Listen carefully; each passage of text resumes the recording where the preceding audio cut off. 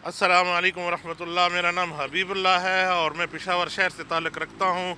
और अल्हम्दुलिल्लाह 32 साल से हम ऊँट की कुर्बानी दे रहे हैं। मेरे वालिद साहब को बड़ा शौक़ था ऊँट की कुर्बानी देने का। सबसे पहले ऊँट हम 6000 का लेके आए थे और कल हमने अल्हम्दुलिल्लाह अटक की मंडी से ना 6 लाख रुपए का ऊँट लिया है। और अल्हम्दुलिल्लाह हर साल हम 5 से 6 ऊँट ज़िबा करते हैं अल्लाह की राह में। अल्लाह सब की कबूल करे, अल्लाह हमारी भी कबूल फरमाए। अच्छा जी, ऊँट की कुर्बानी की ख़ास बात क्या है? आप मतलब दूसरे जानवरों को क्यों ज़बह नहीं करते? और फिर यहाँ इसको ज़बह करने का भी थोड़ा सा तरीका मुख्तलिफ होता है, तो कैसे करते हैं इसको? अल्हम्दुलिल्लाह नबी करीम सल्लल्लाहु अलैहि वसल्लम ने आखिरी हज पे 99 ऊँट ज़िबा किए थे और ऊँट की कुर्बानी दी थी। तो वही शौक़ हमारा भी है, सुन्नत नबवी है।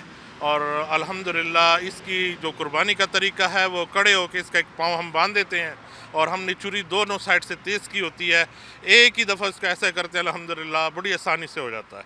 अच्छा अच्छा, आपके जो बच्चे हैं वो भी आदी हो चुके होंगे ऊँट की ज़बह की। अगर आप कोई और जानवर लेते हैं तो क्या वो शिकायत करते हैं या फिर कहते कि नहीं ऊँट ही लेनी है? या बच्चे जो है ऊँट से डरते हैं ज़्यादातर, तो उसके साथ क्या करते हैं फिर? अल्हम्दुलिल्लाह हमारे 6 से 8 ऊँट होते हैं और इसी तरह से 5-6 बैल होते हैं।